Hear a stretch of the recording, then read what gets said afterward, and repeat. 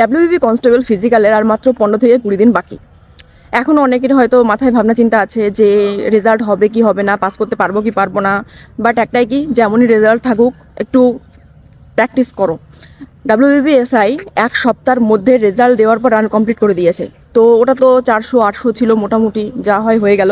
But এটা তো কখনোই সম্ভব না। আর একটা ব্যাপার, সামনে 21 তারিখ কেপি কনস্টেবল, তারপরে 2 বেলা করে রানিং প্র্যাকটিস করো।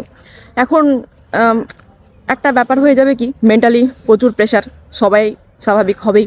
তো এখন এটাই হয় যে আমরা বডিকে অনেক বেশি প্রেশার দিয়ে ফেলি, ফলে নি পেন, সিন পেন, এটা ওটা লেগে থাকে। সব থেকে বেশি যেটা হয়, পা মচকে যায়।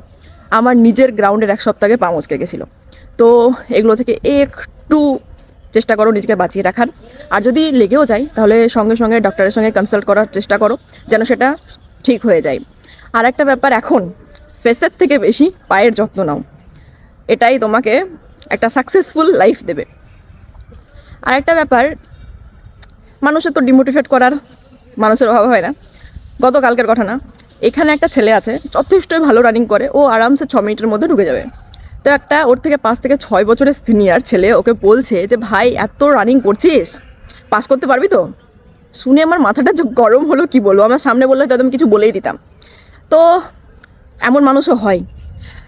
যাই হোক, লোকের কথায় কি যায় আসে, নিজে ভালো থাকতে হবে, আর সেই জন্য নিজেকে কষ্ট করতে হবে। এইসব মানুষগুলোকে একটু ইগনোর করে চলতে হবে, যদিও এগুলো শুনে সহ্য করা খুব, যাই হোক ছাড়ো। তো চলো, ভালো করে প্রিপারেশন করো আর ভালো করে কেপি কনস্টেবলের এক্সামটা দাও। All the best.